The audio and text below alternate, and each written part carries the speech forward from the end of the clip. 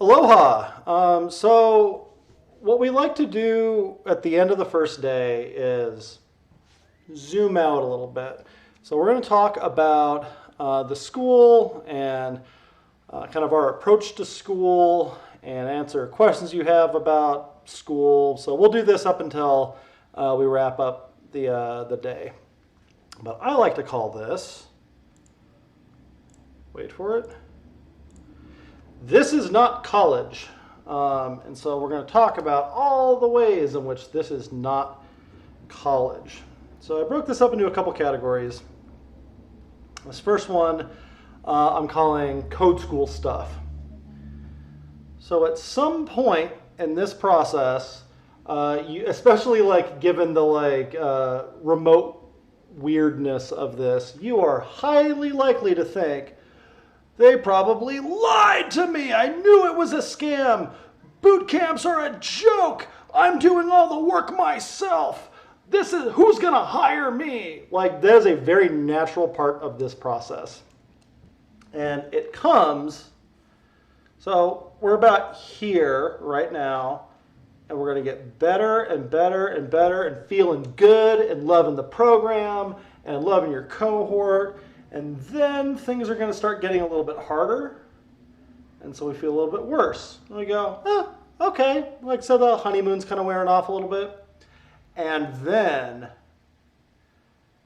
we're going to sink down to an area that I call the basin. This isn't us getting worse at anything. This is us feeling worse about this process. And then if you keep fighting, keep learning, keep coming to school, things are going to get better and better and better and better, and then you got a career. I've also heard a lot of people describe it as a lot of basins, so their entire time through the program ends up kind of looking like that. That's normal also. But when you start getting the negative self-talk or worried about the decision that you've made, consider that you might be in the basin. And basically every single student I've ever taught, over 600 of them at this point, has spent some time in the basin before. And so talk about it. As chances are that somebody has felt the way that you are feeling and came out the other side okay. So let's talk about our staffing model a little bit. So as you're going to find out, we do a lot of things substantially differently than the traditional Flatiron way. So the traditional Flatiron way, and this is pretty common in most code schools, is we'll have an LI, lead instructor, and you might have one coach, you might have two coaches, and the staffing model ends up just kind of looking something sort of like that. And then these little groups get assigned to cohorts. And so they stay with that cohort the entire time. There's a couple reasons we don't do that. One is that seems good unless you don't especially like one of those people, or you super connect and get along with somebody who's teaching another cohort, or you love your lead instructor, you love your coaches, and then one of them wins the lottery or gets hit by a truck or something like that, and then you don't have them anymore. And that's a tough loss.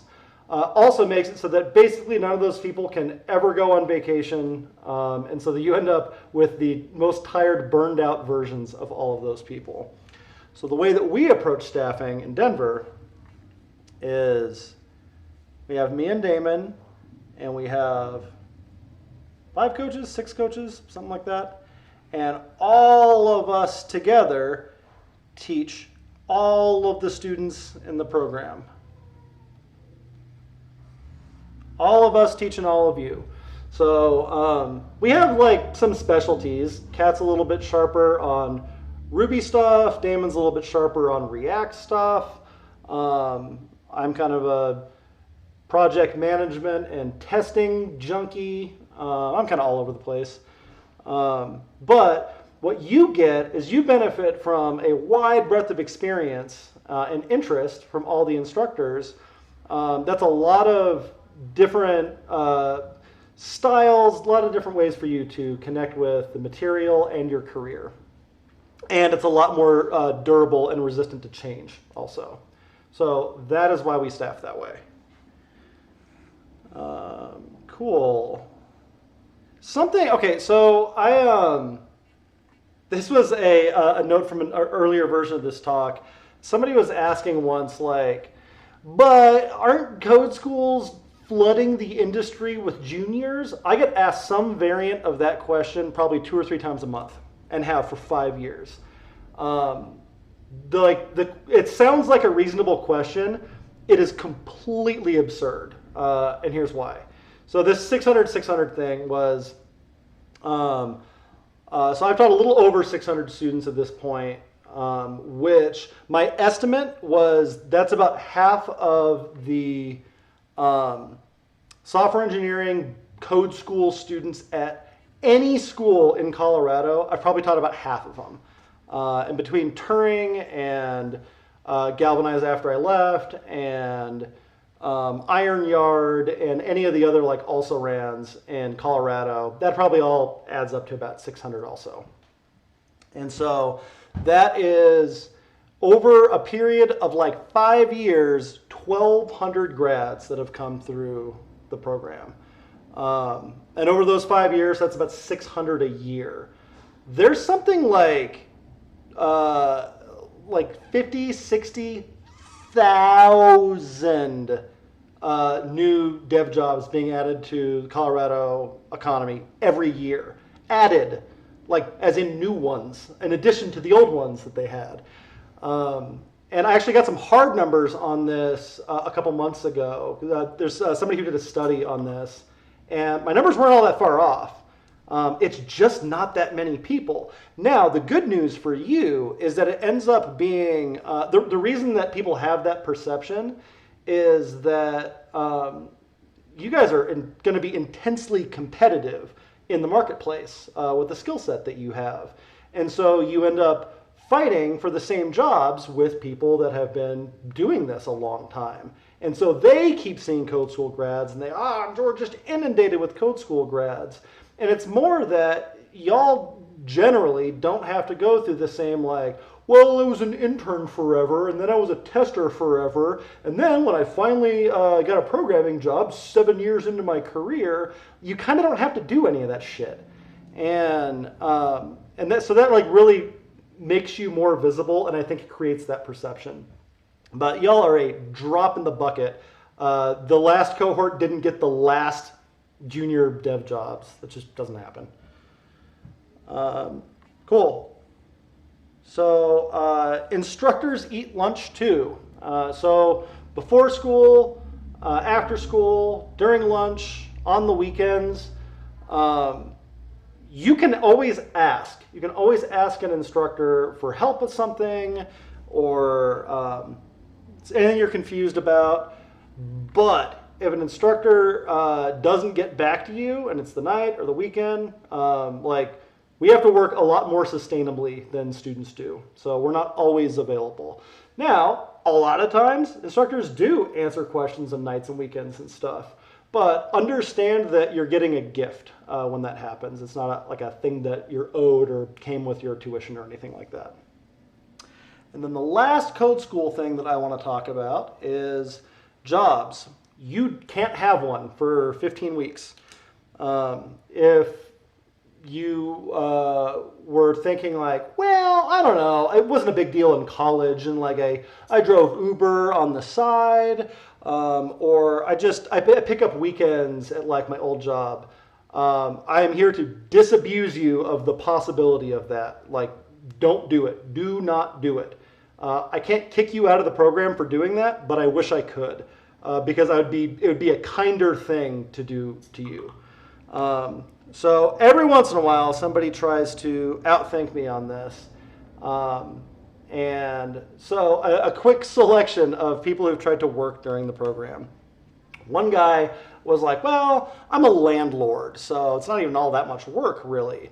Well, that dude fell asleep at his stove and lit his tie on fire and almost burned his building down. I had another student at Galvanize who was just going to do a little bit of dev work on the weekend. That guy, who was like under 30, had a heart attack. At Flatiron, I had somebody just going to pick up some weekend shifts, and that person didn't graduate and isn't a dev. So, like, this is really kind of an all-in commitment. This is an immersive program. That doesn't mean we're coding around the clock. It doesn't mean that you're up all night doing homework. More on that later. But even when you're not at school, even when you're not doing the code stuff, you're recovering from school, you're catching up on something, you're networking. This is your life for the next 15 weeks. It's only 15 weeks, but if you want to be successful at this, you kind of got to jump both feet in.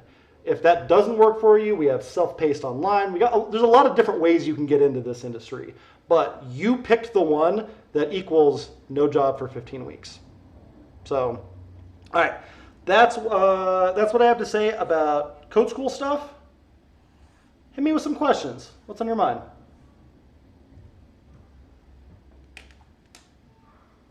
Did you say 60,000 new dev jobs a year? Oh, it's just so many. It is so many. Next to teaching, it's like the most common job in America.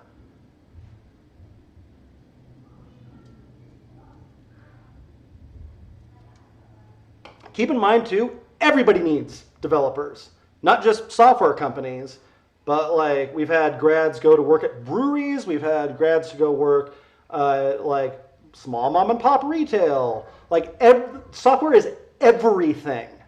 Like, so it's a super, super common job. Cool, what else?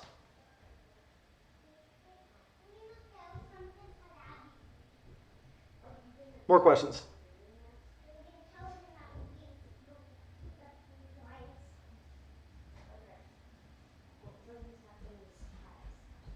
Oh, I think we're about to be bombarded by my children. Hang on. What? We're gonna make you face surprised. You're gonna make my face surprised? No, so we're gonna take back then the moon, and so we can have so much time to read a lot of stories. So much time to read a lot of stories. Here, say hi to my students. Come here. All right. This is my oldest, Duncan. Hello, hello, hello. And this is my youngest, Miles. Hiya! Hiya! Oof. Okay, come on, Miles. All right. Any more questions about code school stuff? Okay. All right. Let's talk about education stuff a little bit. So first note I have on here is you're going to hear things during your time in the program. We're going to have things that Kyle said. We're going to have things that Damon said. You're going to have something your dumb buddy said. My friend's a developer at Google, and he said that. So you're going to hear these things, and they're not always going to be the same thing. That's okay. There's a pretty wide range of truth in things that feel like they might not be quite as subjective as they actually are. And all that means for you is that you got to find what's true for you somewhere in here. You got to triangulate where that is. Next thing. This one's important. This one we come back to over and over and over again throughout the program. There is no B- in server-side development. We're not here to get good grades or high marks or good test scores or any of that shit. I don't fucking care. It doesn't matter.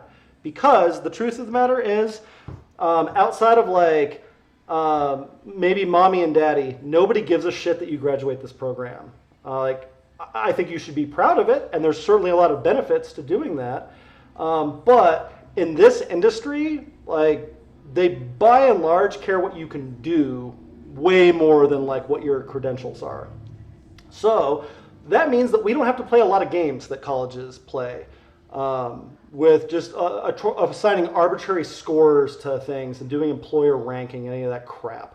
All I care about is that you can successfully do the skills to have a new career. There's no number for that. That's a yes or no thing. And so instead of grades, we do a thing called mastery learning. I have written a set of standards for the program that correlate to the things that employers want to see. This is what employers will hire you if you can do these things. And so what that looks like, so for your first mod, it's these things. Demonstrating basic programming proficiency in Ruby, iterating over collections, building classes and objects, modeling domains. If you can do all of these things, you are good to go for mod 1. If you can do all of these things, you are good to go for mod 2. If you can do these things, that's mod 3. If you can do these things, that's mod 4. If you can do all of those things, you are an employable software developer. And all of those, to me, is a yes-no thing. And the way that we measure that is I have these assessments for each of the standards. If you can comfortably and confidently do that assessment, I think that you can, if you can do this Google search results page thing, I think that you can build component hierarchies using React. And that means that somebody who's looking for somebody who can work with component-based frameworks, like, you can work for them. So that's why we do things that way instead of, I got an 87 on my test. That will never be said at Flatiron School. We do have assessments. They are like medium stakes. We do them at the end of the mod. But as Brian probably went over with you this morning, we do them also substantially differently than other campuses. So for your first week in a mod, we're doing stuff. Second week in a mod, we're still doing stuff. Starting on Tuesday, you can start taking the assessment for that mod. So you take it. It's not a pass. Neat. You can also take it on Wednesday, and you can also take it on Thursday, and you can also take it on Friday. And at each one of those, you're going to get an opportunity to talk with an instructor about where the gaps are. So you might be thinking, well, wait a minute, if I take it on Tuesday and I don't pass, then I'll know what's on the test. Yeah, that's the point. Because it's not supposed to be a secret gotcha thing.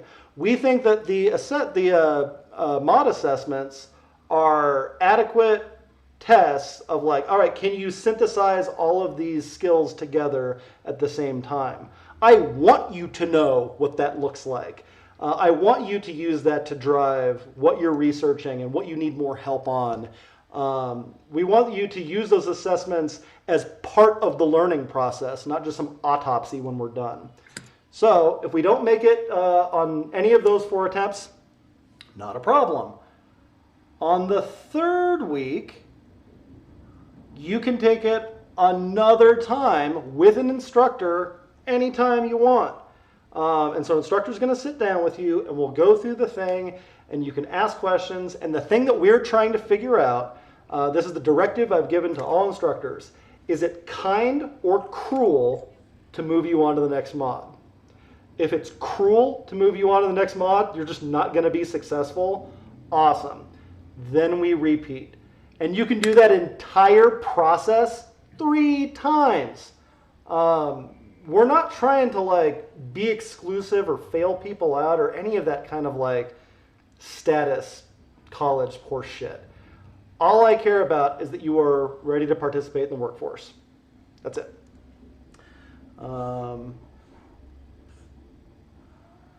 Cool. Speaking of college, so traditional college trajectory is we're going through college, we're figuring some stuff out. Awesome. Now I know the things that I need for my career, and so we don't learn anything else. Awesome. Not what we do. We are trying to arm you with enough learn-to-learn skills that you're learning a lot in school, cool, you get a job, and then you keep learning a lot. Because that is the killer skill. That's the thing that keeps you employable as a software developer, and it's what keeps this job kind of fun. is that it changes a lot. Like year to year to year, like the job feels very different. Because fundamentally, it's about learning things and problem solving. That's like very intellectually stimulating and awesome and whatever else. It's also like kind of a sharks have to keep moving or they die sort of thing. So do devs. Devs have to keep learning or they're unemployable. And so we try to arm you with enough skills and experiences that you will be able to pick stuff up when you're outside of school. So for example, this is primarily a Rails and React based program. And a lot of you maybe even selected the program because of that, or because your dumb buddy told you that like, oh yeah, that's what'll get you a job or something like that. So we teach concepts through those two tools, but like it would break my heart if that's all anybody looked for job-wise after the program was like the exact stack that we teach, because like that's not too terribly common, honestly. The good news is that by the end of the program, you'll go, oh cool, a Python job? I'm in. Oh neat, a robotics job? I can do that. Because if I have to learn Python, I don't go back to school. I figure it out, you know, like a developer does. That's my goal for you by the end of this program, is that there's a company you want to work, there's a tech you need to figure out, there's something like that that you don't already have. You know how to solve that problem independently. Cool. Onward. There's a couple things that I think have disproportionately high impact, and things like typing speed. If you're not a touch typist, this is a good 15 weeks to fix that. You should absolutely be able to type without looking at your hands. I remember like talking to somebody about interviewing. It's like, oh, if I interviewed a dev and they hunt and pecked, that's like hitting a cone in a driving test. So if you're not there yet, cool. The 15 weeks is plenty of time on the side to pick up touch typing, but that's a good use of your time. Your chosen text editor. So I think most of you are probably using VS Code. Outstanding editor. Every cool trick that you learn in VS Code, every cool plugin that you figure out, any of that kind of stuff is going to pay big dividends.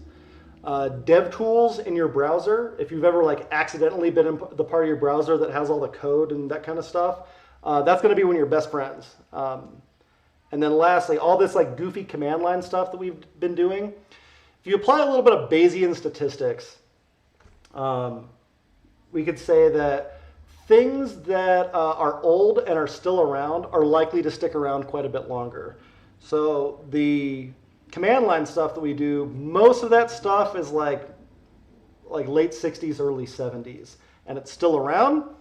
Probably means it's going to be around quite a bit longer. The text editor that I use is one called Vim. You'll see it tomorrow. Also been around since the 80s. It's going to be around quite a bit longer. Things like that are very, very high leverage on your time. They help everything else go more smoothly. Cool. So I talked about this briefly with the site, and I'll send out a link for this also. This will be a lot of your home base. You'll still have LearnCo, but like the Firebase site is largely like a framing around LearnCo stuff. So they still do labs in there, but I think it makes more sense to see them how we've organized them in terms of like standards and assessments and that kind of stuff. And philosophically, how I approach this is we start with an employer expectation. So we go, all right, well, employers want people who can work with enumerables or something like that. So then we write a standard around that. We go, okay, cool. How do we measure whether or not somebody can do the standard? So we have an assessment for that. All right, cool. How does somebody learn enough to be able to pass the assessment? And that's where the content comes in. Content is stuff on the website. This is the lessons. This is projects, conversations you have with people. All of that stuff falls under content. So the reason I drew this as a rope is if we got the employer expectation wrong, it doesn't matter that I wrote a really killer standard for it or a great assessment or that the lesson was spot on. Everything else below that automatically doesn't matter anymore. So you'll notice probably like a fairly like haphazard, chaotic approach to content in the program. That's intentional. It's because that part of it changes the most because it matters the least. These parts, we've been using roughly the same standards and assessments and stuff since I started here. Content all over the place. Because the content also, like, you are part of the context around that. And so we try to present stuff in as many different ways as we can to get you assessment ready, which means that you're standard ready, which means that you have the skills employers are looking for. A bad school approaches this the exact opposite way. They go, well, I want to teach React. What do I want to teach about React? And so they build all these like highly structured lessons and slide decks and like all this kind of shit. And it ends up being about the completely wrong thing. So this is how we get around that, but it makes our content feel probably more chaotic than it would otherwise. It's a good thing. Back to things that you will think when you're down in the basin. This is too slow. This is too fast. I'm so lost right now. Or the most common one that's going to come up in the next 2 weeks is, I knew it. Everybody else understands this. I don't have any computing background. So-and-so worked in IT for 6 years. I don't have a chance. This is all going so fast. Most people, like 90% of people, probably feel that way for the first couple weeks. There's a really good visualization of imposter syndrome that I think is relevant. So if what you know is this, you've run into somebody who knows something that you don't know, your natural assumption is that they know this. They know what you know and so much more. This is almost never the case. What's actually the case is you know this much, and this person knows this, and this person knows this. And so people know some things that you know. You know some things that other people don't know. And part of the synergistic power of like working in teams is we get to take advantage of all of that. But like I've worked with people that weren't especially proficient computer operators before the program and are like very happily employed computer programmers now. So they did it, you can too. It might be a lot of work, might be hard, but I promise you this is possible. So if that's what you've been thinking during computer setup today, if that's what you think in the first lesson tomorrow, it's all going so fast, like talk about it, but don't get down on yourself. Don't worry, you'll be okay. If anybody is like actually in trouble, is actually like not where they need to be for the program, it's a separate conversation, but we'll reach out to you. Don't worry about it.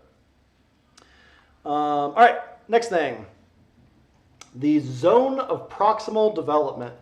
So how this works is this, we'll call this safety zone. This is stuff that you know how to do all on your own without anybody helping you.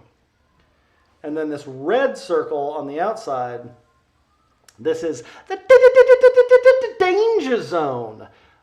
This is stuff that you can't do no matter how much help you get. If somebody is helping you, they're basically just doing it for you.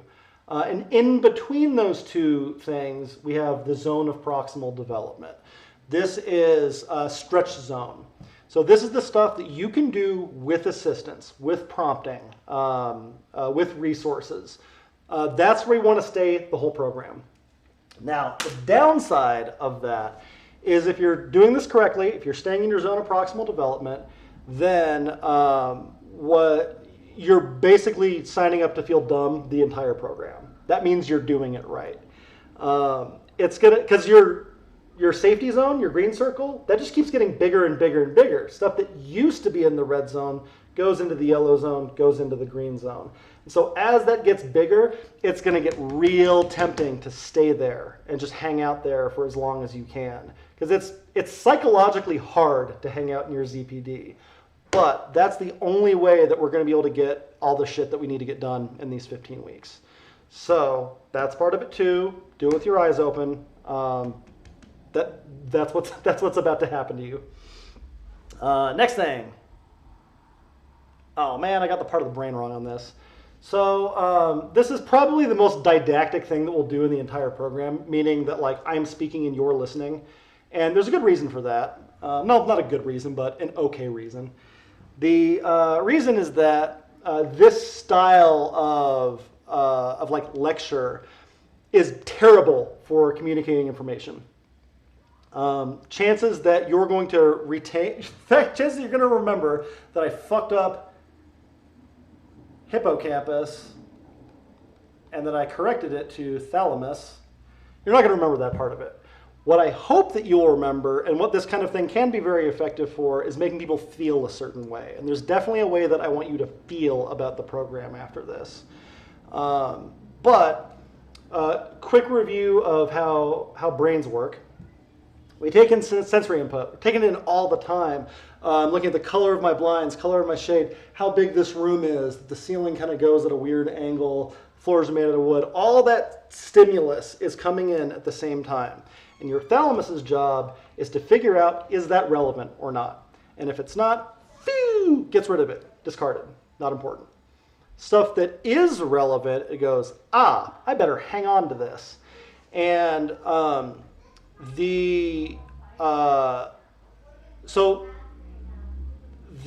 way that we do that is through concrete experiences. You are trying to build something and you get stuck.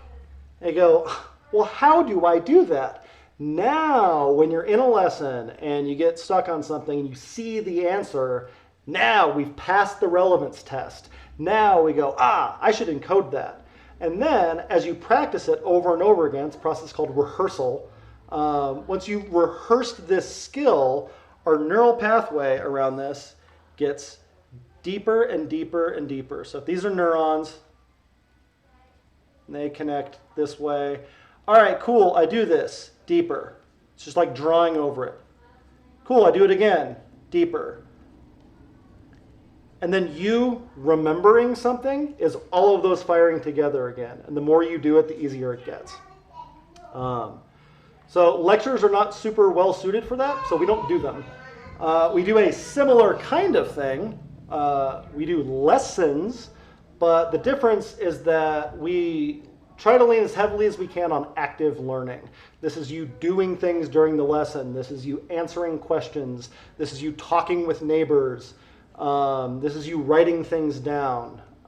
This is you actually demonstrating the skills. So we try to orient a lot of our direct instruction around that. All right, so let's talk about learning styles. So you've probably heard learning styles before. If I had a penny for every time, I'm a visual learner. Visual, auditory, reading and writing. It's kind of cutesy. Kinesthetic. So you've probably heard of these things before, but the bad news is it is bullshit. Not true. So what happened was, I think this was in 1990, it was a cognitive researcher who had a hunch that people might have distinct aptitudes for like learning in specific ways. So he did a study, and the study seemed to like reinforce that a little bit. So he publishes the paper, and all the other cognitive researchers went, wait, what? That would imply there are like different thalamuses that sort things differently. That doesn't sound right. Meanwhile, the public read that and went, I knew it. I knew I was a visual learner. I just knew it. That's why I didn't do good in school. They weren't visual enough for me. And so a bunch of other cognitive researchers tried to replicate that over and over and over again for like 10 years. And then they stopped trying because nobody could. And then that original researcher immediately started distancing himself from it. Was like, whoa, hey, I did one study. I'm not claiming anything definitive. And so basically no expert agrees on learning styles at all anymore or believes that they exist. But it's still a wildly popular perception, even among educators. Still plenty of educators that believe in this. But here's the kind of funny postscript on it. The recommendation when people thought there were distinct learning styles was that you have to teach to everybody's different learning styles. So you prepare a lesson and you have something for the visual learners and something for the auditory learners and something for the kinesthetic learners. And it turns out that multimodal instruction, that is a super good way to do stuff. So the recommendation ended up being exactly the same. But I don't want to hear any of this I'm a visual learner shit. Everybody is every kind of learner. And so we do hope to hit all of those modes, but your brain is not special in this regard. Funny, like postscript to that is people do have learning preferences. They go, well, I prefer visual instruction. I prefer auditory instruction. That's real.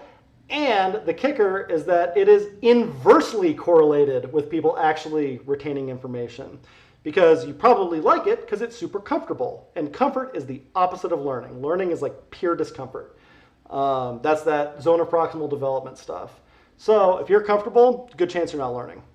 Keep that in mind. Which is different than being stressed. You should not be stressed. Stressed out people like physically cannot learn things. Like that part of your brain shuts off when you're stressed. Because you need to run from tigers. You don't need to learn things. So we're not talking about that. Discomfort. It's a little different. All right, let me see what else I have in this section. Oh, last thing. So this is the Dreyfus model of skill acquisition. It's unrelated to those numbers over there. All right, so Dreyfus model of skill acquisition is that for any new skill that you pick up, you go through 5 stages. Novice, advanced beginner, competent, proficient, expert. So these have distinct characteristics to them also. So like a novice is able to apply a like rote set of instructions without context. Do this, do this, do this, do this. All of you just did that for your environment setup. That's novice. Advanced beginner is being able to apply rules of thumb, or like if you saw an error in your command line when you were doing environment setup and you're like, I don't know exactly what's going on here, but based on that error message, I'll bet this thing that solved this for me the last time, I'll bet that applies here. Cool, that's advanced beginner. And then competency is where we start getting into how the rules, the theories, how this stuff actually fits together in a larger sense. Now, the counterintuitive part of this is that we go from concrete following instructions to abstract theory. There's a very good chance that some programming expert told you this, or maybe this is just a thing that like you've intuitively believed, that you want to go the other way. Let's start with principles. Let's start with theory. Let's just get how it all fits together. And then once we have the sound theory in our heads, we can apply it to any situation we run across. Bullshit. Not true. Does not exist. Your brain, that's in the outdoor. Your brain does not work that way. You cannot retain an abstraction that you have no concrete experience of. So we go through these steps instead. We get concrete experiences, we start extrapolating from them, and then we get into the theory. And so my hope is that by the end of this program, for most of the skills that we practice here, you're kind of in this neighborhood for at least a lot of them, maybe here for a fair sum of them. That's okay. Proficiency and expertise, that's going to take a lot longer than 15 weeks to get to. But if we can sort of get in this kind of range by the end of the program, I feel okay about that, and so will employers. And then lastly, I can't remember when this came up, you will see these numbers a lot for the rest of your career. Or maybe not, hopefully they'll stop doing this shit. This is years of experience that somebody wants for a job. And you'll always see these, 0 to 2, 1 to 3, 3 to 5, 5 to 7, 7 plus. And the reason for that is like, I'm looking for somebody with 3 to 5 years of React experience. And you go, oh, I just graduated code school. So these numbers come from staffing agencies, and they are, it's like a Pig Latin translation of, I'm looking for a junior. Oh, cool. Junior is 1 to 3 years. I'm looking for a mid. Okay, cool. Mid is 3 to 5 years. But here's the rub. They're applying that across like disciplines. So they're saying a junior accountant has 1 to 3 years of experience. They're saying that a senior manager has 5 to 7 years of experience. And so the hiring manager asks for somebody who's like really good at React. I just want them to crush at React. And you end up seeing a job posting for 7+ years of React. React hasn't been around that long because some recruiter very helpfully applied the translation. So if you see those, ignore them. They're nonsense. Apply anyway. It's never your job to disqualify yourself. All right.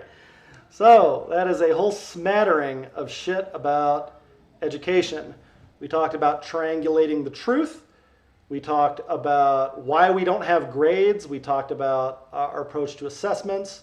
We talked about standards alignment. We talked about some more negative self-talk stuff. We talked about zone of proximal development. We talked about high leverage skills. We talked about imposter syndrome. We talked about using learning to learn as your rocket ship off of, to stay floating. We talked about a little bit of light brain science and why lectures don't really work for them. We talked about learning styles being dumb. And we talked about the Dreyfus model of skill acquisition. Please hit me with some questions.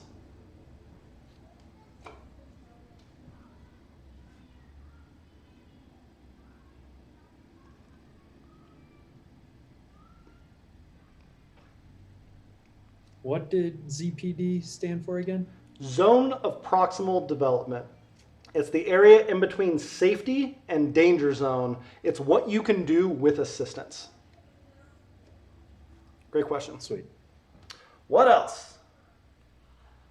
So are you going to learn more when you're on the green and yellow edge of the ZPD, or when you're on the kind of towards pushing it really hard? It's a mental model. I wouldn't measure it any more specifically than that. But I would, the problem with the red zone is that it's not only stuff that you can't do, but it's also very stress-inducing. And I meant what I said before about when you hit your fight or flight mechanism, a bunch of things happen. Like, for example, your fingernails stop growing. Why would you need to devote any body resources into growing fingernails if you're running from a tiger? And part of that is you stop learning things. That thalamus switchboard, shuts off. Where all systems go on running from the tiger. And your brain does not differentiate between real tigers and fake tigers. So you being really stressed out, that's a showstopper. So that's the reason that we don't want to be in the red zone. So I'd suggest not getting, some of it's unavoidable. We are working in a very condensed timeline, but we probably want to stay as far from that red edge as we can. But plenty of learning to happen in the green zone, in the yellow zone. Cool. What else? At one point, you pulled up I guess it was a website that showed the different modules and what you expected or what would be good for us to learn from each of those or to make sure. Correct. Are we going to get a copy of that or copy of it? I'll send it to you right now. Awesome. Oh, no, I can't because it's, I'll put it in the chat. I'll put it in Slack later, but cool. I close Slack. That's the Yeah, site. that looks cool. That was helpful. Also, and this is answering a question from Slack earlier, this videos area. Also, I think you guys have a login thing up there. You don't need to log in. That's for instructors. It's what lets you add videos and edit the site and that kind of shit. Gotcha. So this is almost every lesson we've taught for the last year and change. This is the one that Patrick just taught on design. Are there any other design videos? Why, yes, there are. There's some live coding. I was pretty proud of this one, how to make your app not look like shit. CSS animations, some Sass, responsive design, design fundamentals. Wow, it's a whole cavalcade of stuff. Man, I know it's early on, but I'm really interested in React. Cool. So many React videos. Whoa. A lot of the lessons we teach, there's a pretty good chance that we've taught them like 4 or 5 times, and we have videos for all of them. So I am not fussy about which modality you want to use for this content part of it. So starting as early as like tomorrow afternoon, you have a lot of autonomy on how you spend your time. If you'd be better off watching the video than going to the live lesson, do it. We don't take attendance in lessons or anything. If you're halfway through a lesson and you go, cool, I got the one thing that I wanted to get out of this, and you want to just bounce, you are free to do that. If you want to just go through docs and tutorials and stuff, like I'm not going to tell people which modes will work for them at any particular moment. So what tends to happen is people earlier in the program lean really heavily on labs and the live instruction. People towards the end of the program lean very heavily on videos and reading docs and peers.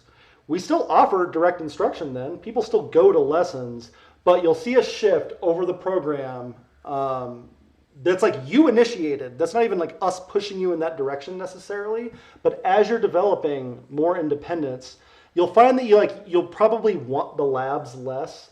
I actually think the Mod 4 labs are pretty good. Very few students ever seem to do them. So, and that's okay. Like, you do not have to do labs. They're one of many tools that you have to get better at this. Cool, more questions? So that link that you sent, I'm just kind of looking at it right now. So that's where all the labs are at. Where would we find specific, I guess, like lessons or like when an instructor's teaching something? Where in this environment, where are we going to go for that? Oh, so if an instructor's teaching something, they'll post it in your Slack channel. Okay, cool. And then the video of that lesson will show up in the videos thing. Gotcha. Later that afternoon, or later that day, or maybe it was a hard week and it doesn't show up till Friday. Get off my ass about it. Cool, perfect. Cool, what else? So there's going to be lessons that'll be added to that channel, but there will be previous lessons of the same content that are already uploaded there. Absolutely. All from the same instructors? Like sometimes. So I'll show you an example. Actually, I'm going to have to go back to Slack.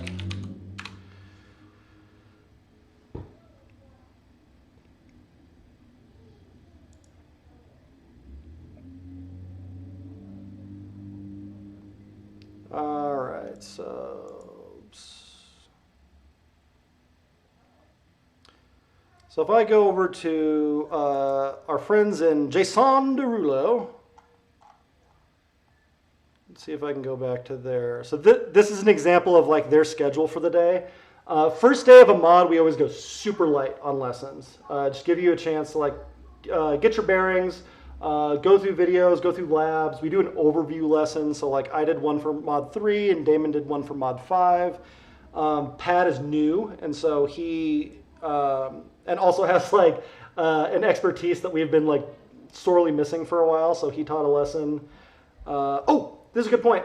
All the lessons are open to anybody. So you might get people from Jason Derulo or Die Prying, which are the names of the other cohorts. You guys are new friends right now. You guys will get to pick a name next week. But all of the lessons are open to anyone. If you want to go to a Mod 3 lesson, cool, you can. No one will kick you out. And sometimes it'll be a lesson that, I don't know, I'm in capstones, but it's been a really long time since I've done any like Ruby OOP stuff. And so you might have a capstone student drop into lessons. Happens all the time. Also open to grads when we remember to post it to them. But let's take a look at some other schedules. So let's see, last week was all projects. So this was their like Friday project schedule. Let me go to the week before that. So super light on lessons, super light on lessons. And then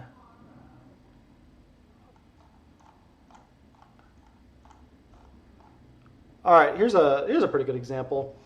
So we had code challenge reviews and a forms lesson with Jared and a React study hall and a Mod 2 study hall, and then I did 2 hours of live coding. So you could drop into any of that.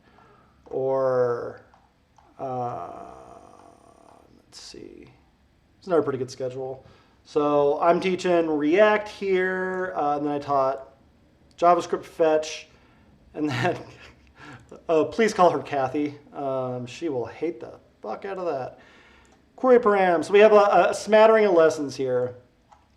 We end up doing probably more of them day 2 and between day 2 and day like 8 of a mod. They end up being pretty heavily concentrated in there. But yeah, all those are a menu for you to pick from. And this is kind of neat. We source those every morning. So some things, like based on the data that we have on your performance, we'll throw some things on the schedule. Also, you can just ask for stuff. And that allows us to stay really responsive to what you guys need. And so rather than try to predict what lessons anybody will need on any particular day, whatever, if you need 3 days of forms and it's not the same people every time, like that's fine. If you want a lesson on something that we covered yesterday, that's okay. If you need just a specific part of that, since we come up with the schedule every day, it really allows us to do that kind of stuff without any extra effort. So please take advantage of it. What else?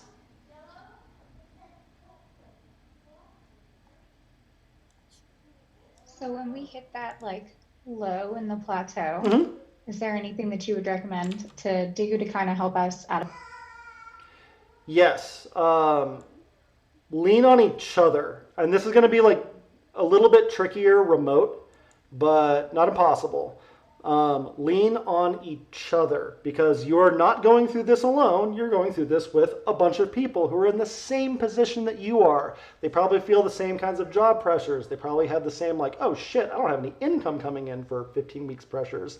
They probably have some of the same like, I'm just not getting React.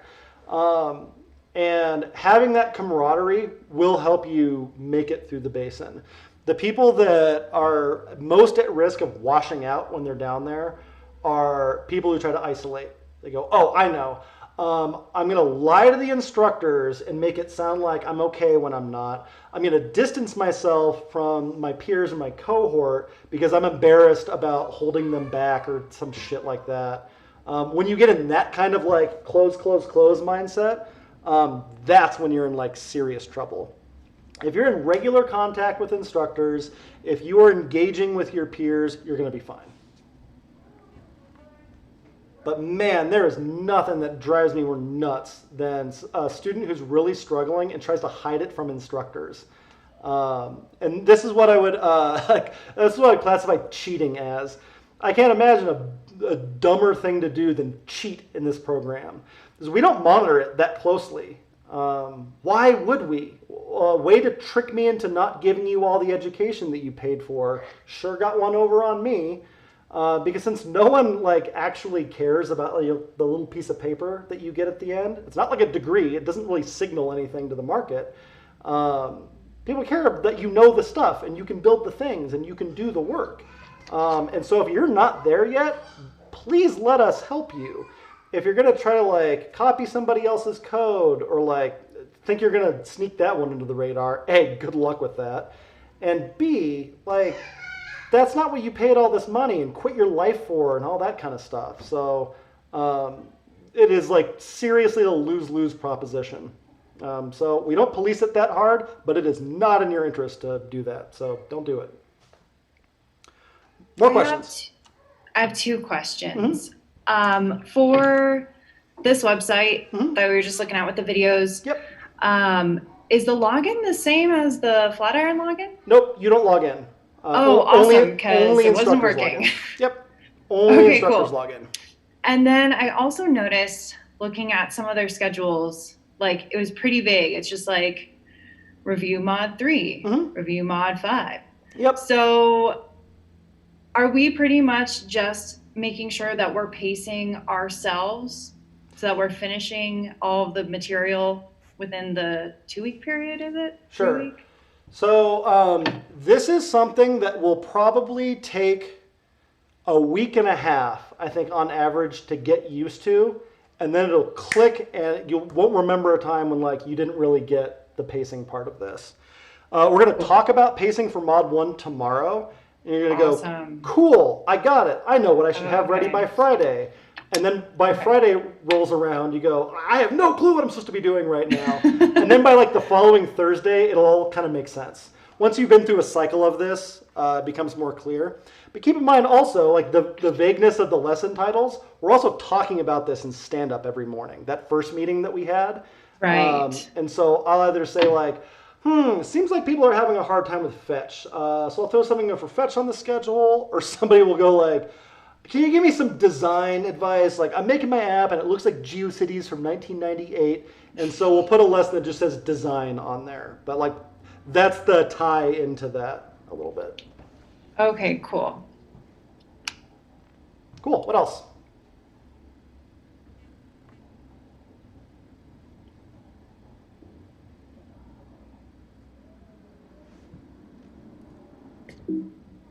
So each one of the projects we do at the end of each unit is that like something that you would have on a portfolio page? Like, this is what I did. This is something I could do. Yep, absolutely. So I would say that most people's Mod 1 projects don't always end up in their portfolio. Sometimes their Mod 2s do, but not that often. Mod 3s often make it. Mod 4s usually make it. Capstones always make it. And then another thing on projects, your first 2 are in groups or pairs, and your second 2 are on your own, and your crapstones on your own. Cool. What else?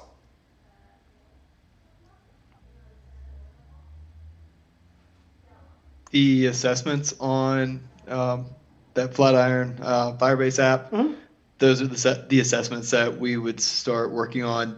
They become available on the second week. Great or is that question. something different? No, those are all self-assessed right now. We're trying to like make an easier way for you to like show those to instructors and get feedback on them and that kind of stuff. But those are purely self-assessment right now. Okay. Okay. And also, since I get yelled at this every time a cohort starts because I forget to say it, don't try to learn submit any of those. It won't work. Those are just things that I made up. The assessments that you take as part of your code challenges for the modules, we'll talk about those next week. Okay. Sounds good. Cool. What else?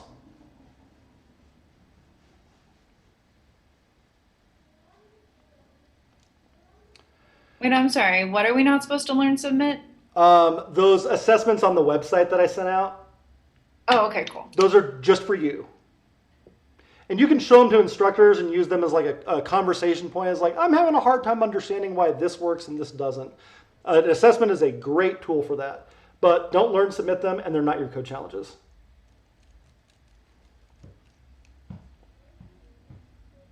Cool. What else?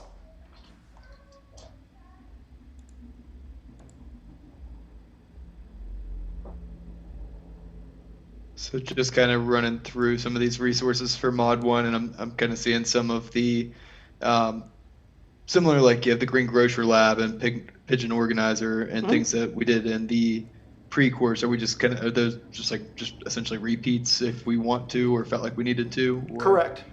All of the content in there, the videos, the labs, all of it are for you. Gotcha. If you don't benefit from them, don't do them.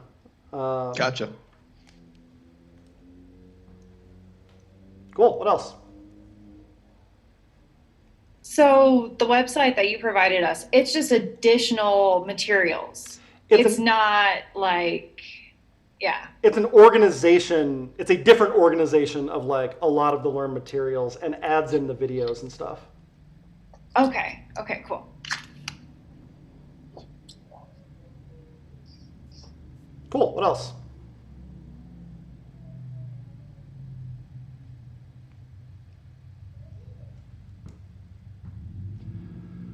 All right, let's talk about this last section. Personal growth and interactions. So, the routines and rituals that we do here. This is all like part of the job, so to speak. So some things that are not optional. Stand up is not optional. Stand down, which we're going to do after this, is not optional.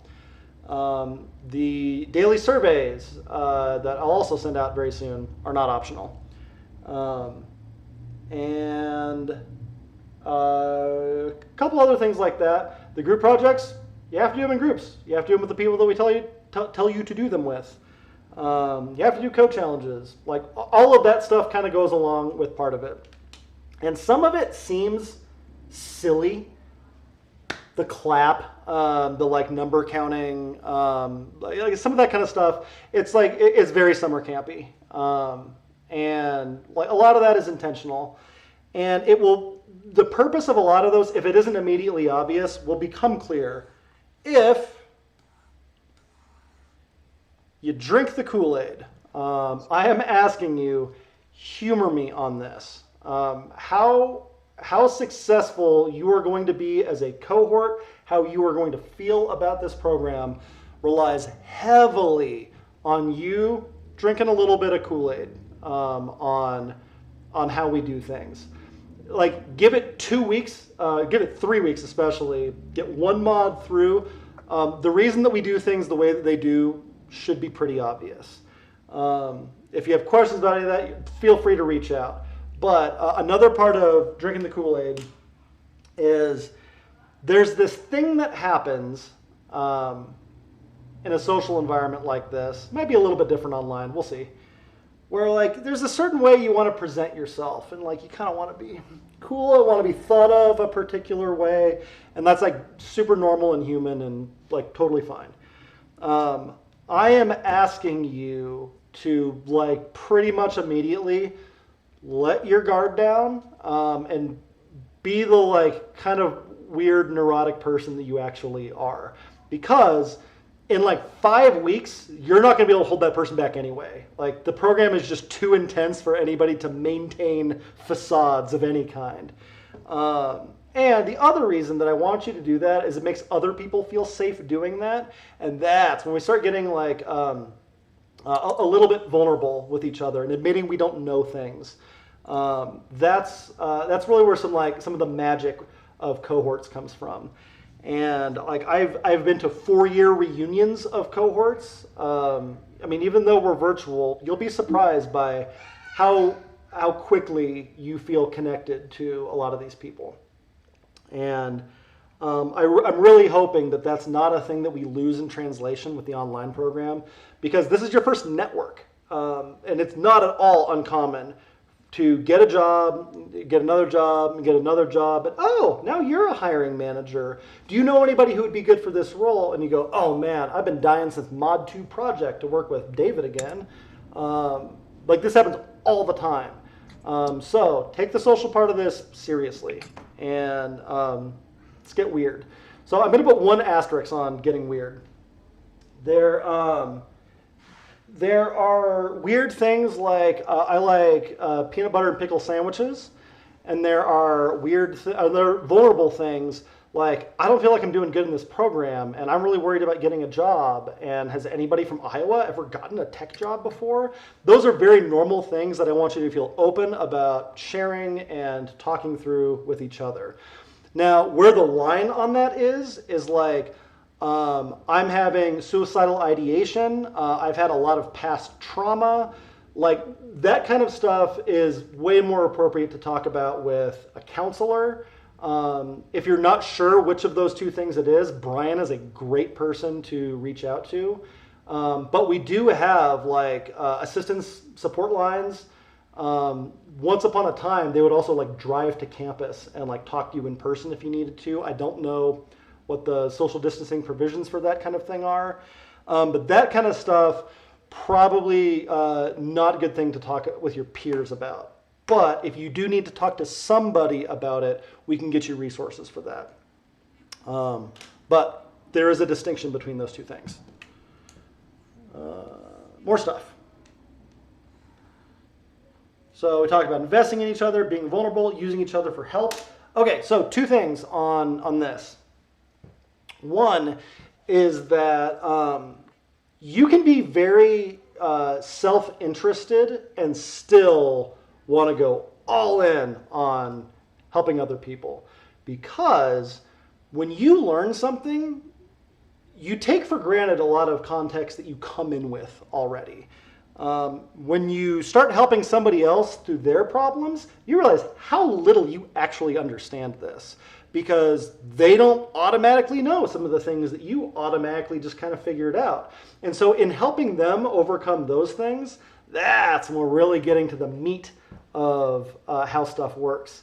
So you can think of this as like, best way to learn something is to teach it. That's what that's all kind of about. Now, a couple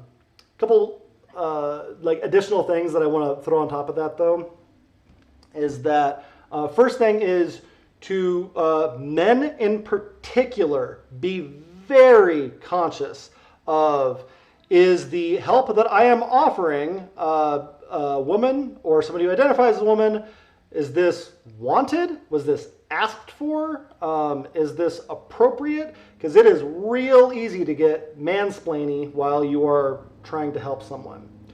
Additionally, women, I'm going to ask you as a favor, if somebody is explaining something to you, like lower your mansplaining radar just a little bit and ask yourself, is this person trying to talk through this with themselves? Are they legitimately trying to help me? Even if I know more about this thing than they do, is a healthy social interaction happening as regards learning? So I'm asking men, be very careful about the tone you're taking, asking permission to help somebody out, those kinds of things. And women, I am asking you to be a little bit more accepting than you would be in like normal social company about accepting advice, even if you do, and like help, even if you know something already. Cool. What else? My screen, my screen, I don't know what's happening. Why is it doing this? All right. Okay, so time management's a big deal, and it's real hard to do remote. So we can talk about some strategies for how we handle that, probably another day. But these lunch and learn sessions that Jesse runs, and we have a lot of things. If you're having a hard time staying focused in your day, because this is the most directed you will be for the entire 15 weeks.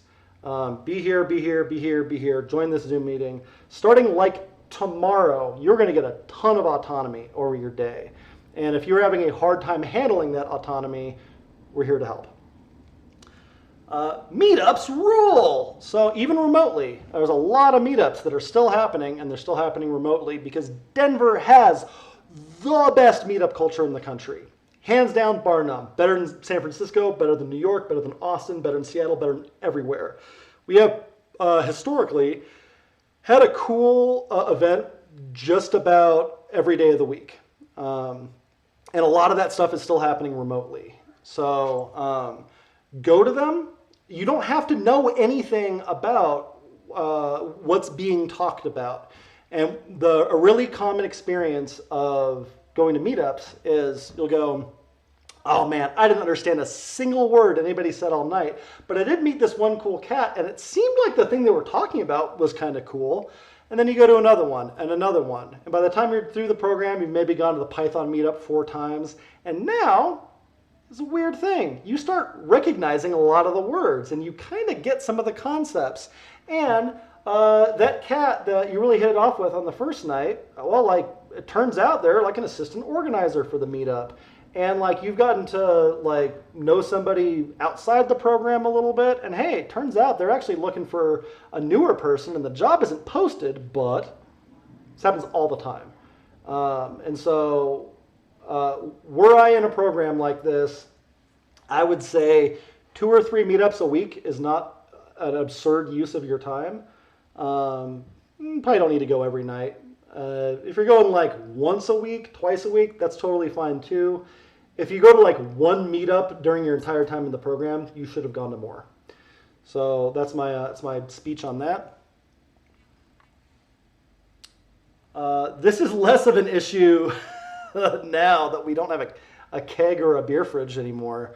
But this is also just broad advice for the meetup scene and shit also, is be careful about free beer.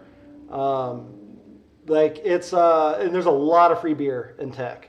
It's most meetups. When we get back to campus, we used to have it on campus. We don't anymore. But you should loosen up. You should socialize. You should drink if you are drinking inclined and of appropriate age and what have you. But there's a line there, and you don't want to be a story. Because, oh boy, do devs love telling stories about things that happen at social events, and you don't want to be a bad one. So be careful. Don't have a bad name for yourself. Don't have a bad name for the program. Moderate your behavior, please. All right, maturity and inclusivity. So what I mean by this is I want you to take your time here seriously. I want you to take your time and financial commitments seriously. I want you to take the commitments that other people have made seriously. And really, I want you to still be your authentic self. So I am like a moderately profane person, lots of fucks and shits and pew, pew, pew, pew, pew, pew, pew. You don't have to be that way. If you are normally that way, you can be that way here also. I don't want anybody to police other people or self-police. Too much of that kind of stuff. This goes along with like, go ahead and just kind of be weird day 2. It just saves a lot of time. But I don't want you to do like, so we have like a formal code of conduct if anybody's curious about like specific things. But broadly, you want to make other people feel like they belong here and they're welcome. And that takes active work. That's not a thing where you can just be tolerant of somebody else being here. If we were in person right now, I'd suggest if you're going out to lunch, like invite somebody else to go to lunch, especially if you see them kind of sitting by themselves or being alone. Ask them like, hey, do you want to stay alone or would you like to come to lunch with us? And assuming like Corona Fest ends, like that is hopefully a thing that we all get a chance to do together. But we even do like cool events remote. Ahmed's done remote karaoke. Corey from Die Prying has done remote movie watching. Like, drop somebody a DM. Ask them if they're interested in going with you. Because a lot of people are just waiting to be asked to join. And so when you're being inclusive, that's being inclusive. It's an action that you are taking. And then again, making people feel welcome, like they belong here and like this is their home also. So you'll learn as the program goes on what people's boundaries are, and if you cross them, apologize for it and make it better. This is what I'm asking you to do here. Like, you're going to get family tight with these people, so please take these relationships, treat them very softly. Next thing. So, along with that, organizing events. I saw that like Ashley's into D&D. Awesome. Maybe you could put together a remote D&D thing. We've had camping trips. We've had a video game night that we were doing for a while that was popular enough that it turned into just a regular Denver meetup that we do. The movie night, karaoke. If there's something that like you would like to happen, like make that happen. Invite other people to it. Students have been doing this for a year now, and it's awesome. So some of these things like movie night and book club and a lot of these others have carried on through cohorts. So some of those you can pick up as other students are graduating. Some of these you can just start. But by all means, reach out, put stuff together, be a team. Your soft skills that you pick up in this program probably matter more. And if you think I'm blowing smoke on that, you should maybe read around a little bit about what hiring managers say about soft skills. Because finding somebody who can like write a loop correctly, all right, cool. Who cares? That's a dime a dozen. Somebody that you actually want to work with, that's rarer. That's what people are interviewing for. Really, like the hard skills stuff, that's usually a checkbox. I was like, all right, can they dev? Neat, they can. Now, the tough question, do I want to work with them? What are they going to do with my code base? Do I want them on this team? Are other people going to not want to join the team because of this person? Can they help everybody else around them be better? And that's where your interpersonal communication skills, your project management skills, learning to learn, thinking like a dev, like this is where this stuff really kind of comes out. And is also like a big goal of the group projects. And without fail, we'll always get somebody in a group project who'd be like, yeah, I know all this already. I'm good at the personal communication thing. Can I just do this on my own?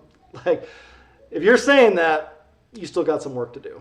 So think of it as an opportunity to practice. Because working with other developers is different than like your high school group project. Totally different skill set. And it's got tools that go along with it and some philosophy and lots of other stuff. And we'll get into all of that. But do not be the dev who thinks that hard skills are the only thing that matters, because you will be the last person to get a job. Promise. Awesome. And last thing, I've never gotten to do this remotely before, so normally I scream and stomp around and run around the room. Do not date each other. Don't date each other. Don't date each other. Don't date each other. Do not date each other. Don't do it. Don't do it. Don't do it. Don't date each other. Don't date each other. Don't date each other. Don't date each other. Don't do it. It is not on the menu. Not for 15 weeks. You want to propose to somebody at graduation? That's your business. For the next 15 weeks, do not date each other. Like, if that is something that is on your mind, then I hope coronavirus, quarantine goes on for 15 weeks so that you can't ruin your cohort culture. Do not do it. Do not do it. Do not do it. It will sound like the stupidest idea in the world to you in like 5 weeks. Don't do it. Don't do it. Don't do it. That's all I have to say about that. Cool. So we hit a couple different things. We talked about soft skills. We talked about drinking the Kool-Aid. We talked about being inclusive. We talked about going to meetups. We talked about being aware of free beer. We talked about not dating each other. We talked about time management skills. And we talked about letting your freak flag fly a little bit. Be weird, just right away. Like it saves a ton of time. Oh, and then the last thing here is, especially as everybody is in like Corona quarantine and like maybe hygiene and like some of those things are starting to fall apart, you need to eat, sleep, and move. That's also part of learning. If you're not doing those things, you're not setting your brain up to pick up the mountain of information you need to pick up very effectively. So that's also a thing you should take seriously. What questions do you have?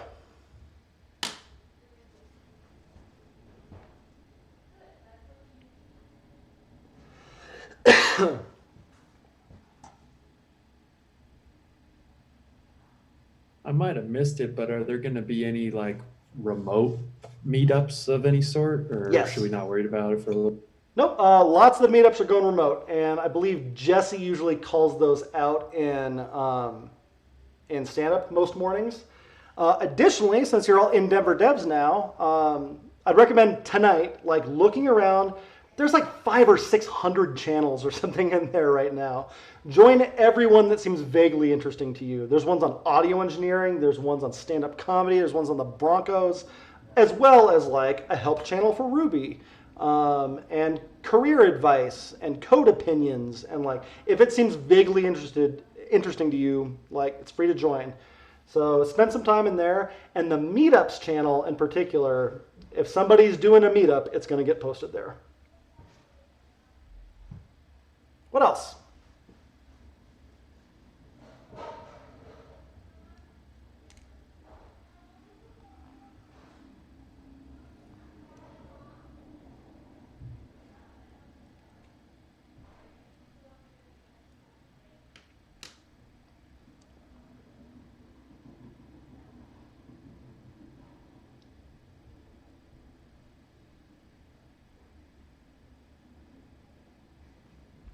So are you going to tell us the horror story about the no dating rule? So I've been lucky enough to avoid that by and large. It usually isn't an issue because people take the rule seriously. I do know of lots of cohorts that I haven't run where that happens, and oh, buddy, does it always go badly? So, and I won't tell that story. There's just a lot of damage that you can do to this social fabric that I'm encouraging you to build by doing something like that. I was just looking for a juicy story. No, I don't have an awesome juicy story. It's just like some mildly sad ones. What else?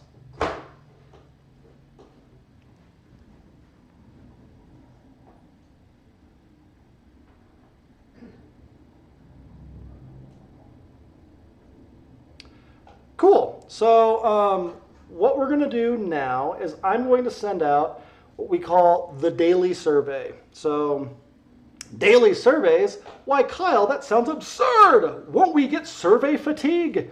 So it turns out there's no such thing as survey fatigue. There's only exhaustion when nothing ever changes. So these are not Flatiron surveys. We also have those. And like HQ reads those or says they read them and yell at us if they're bad and all that kind of stuff. These aren't that. These are only for the staff here in Denver. And we read all of them, and I will hold off on stand down until everybody has submitted them. But there's only 3 questions on them. There's, how are you feeling today? And you don't need to say anything other than how you're actually feeling. So it's a 1 through 4. If you're feeling like shit, tell us you feel like shit. If you're feeling on top of the world, tell us you're feeling on top of the world. We notice patterns in those across the campus over time. And if you're like consistently feeling low, or if you're usually pretty high and you sort of dip low, like those are signals to us. Sometimes that's feedback on like experiments that we've been trying. So like that's what that data point is for. The second question is, what did you learn today? And hopefully you learn something every single day that you're in the program. So give us some ideas of what that was. Sometimes there are things that we were hoping that you learned. Sometimes they're surprises to us. And sometimes nobody says like the one thing that we really needed everybody to take out of the day. And so that's how we use that data point. And the third one is optional, and it's, do you have any feedback for us? And we read every single one of these, and we try to address them like real time also. And if it's a personal thing, then we can reach out to you personally. If it's something like 4 or 5 people go, yeah, I know that Kyle thinks that end of day feelings talk is like pretty cool, but it's sort of bullshit. It went on too long and it wasn't interactive enough. Like a lot of times, a lot of people will say that, and it gives us a chance to either apologize for it or clarify what we were trying to do, or say like, no, that went exactly the way that we wanted to, and here's why. As without the daily cycle on that, sometimes like something was the way that it was supposed to be, and there was like one piece of context that you were missing. And if we can explain that right away, awesome. then you don't go to bed angry. Otherwise, that comes out and like a survey that gets done every 3 weeks or 4 weeks or something like that. And that entire time you've just been festering mad about something that you wouldn't have been if we just explained it. And also, like, it's the best feedback loop the instructors have on like whether or not we're running the program that you want this to be. So that's why we do it. If you don't have that much to say, it takes like 3 seconds to do. But I hope that you will feel comfortable writing whatever's on your mind throughout the program because you feel like we take them seriously and we read them and we address stuff. If there are no other questions, I'm going to make sure that that gets sent out. I'm not sure if they added your names to it, so I'm going to hop on that real quick. And then we'll hop into our last Zoom meeting of the day for Stand Down. Any last questions before we break? Going once, going twice. Fill out your surveys, and I'll see you in a sec. I'll send out the survey link.